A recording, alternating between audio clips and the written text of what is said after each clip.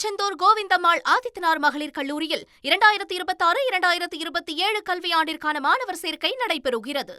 தமிழக முதல்வர் விஜயை நேரில் சந்தித்த போது 2 முக்கிய கோரிக்கைகளை முன்வைத்துள்ளதாக இயக்குனரும் நடிகருமான ராதாகிருஷ்ணன் பார்த்திபன் தெரிவித்துள்ளார்.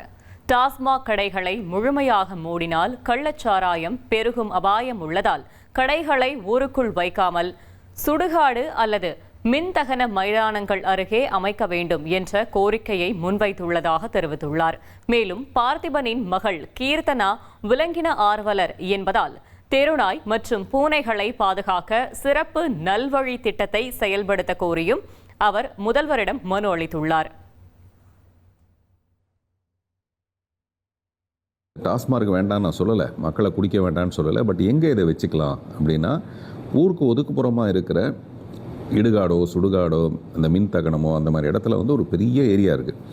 அந்த இடத்துல கொண்டு போய் இதை வச்சிட்டோம்னா மக்களுக்கு ஒரு சைக்கலாஜிக்கலான ஒரு பயம் வரும். அது குடிக்க போகும்போதே என்னப்பா நம்ம கடைசியாக போகிற இடத்துக்கு முன்னாடியே வரமோ அப்படிங்கிற ஒரு சைக்கலாஜிக்கல் பயம். இதை நம்ம சிகரெட் விற்கும்போதும் அது மேலே போடுறோம், பாட்டில் விற்கும்போது கூட பாட்டிலில் போடுறோம், இதை உயிரை கொல்லும் அப்படின்றதெல்லாம் போடுறோம். அந்த மாதிரி ஒரு சின்ன ஒரு வார்னிங் மாதிரி இருக்கும் அது. அப்புறம் வருமானமும் கெடாது, ஊருக்குள்ளே இருக்கிற தகராறுகள் ஊருக்கு ஒதுக்குப்புறமாயிடும். திருச்செந்தூர் கோவிந்தம்மாள் ஆதித்தனார் மகளிர் கல்லூரியில் 2026-2027 கல்வியாண்டிற்கான மாணவர் சேர்க்கை நடைபெறுகிறது.